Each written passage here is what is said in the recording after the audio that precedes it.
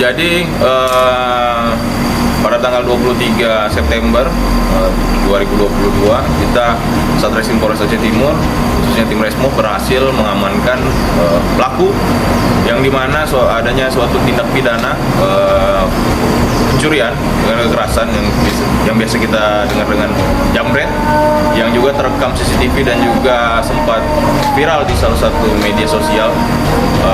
Kita berhasil mengungkapnya, kita mengamankan, dan setelah kita lakukan penangkapan dan pengembangan, terjadilah dua tindak pidana ini di dua TKP, yaitu pada tanggal 17 di Kampung Ule Jalan dan juga di tanggal 18 tepatnya di depan Rumah Sakit Geraha Bunda.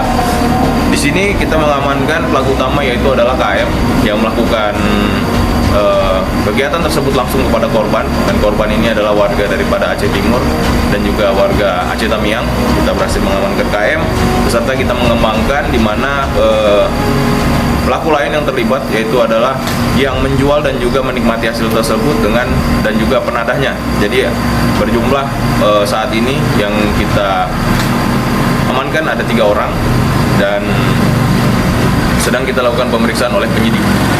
Untuk kasus ini sendiri, kepada pelaku KM sebagai pelaku utama kita kenakan pasal 365 KUHP dengan ancaman pidana 9 tahun, dan juga ZL dan juga SY kita kenakan di pasal 480 ayat 1 dan 2 dengan ancaman pidana 4 tahun penjara. Ya.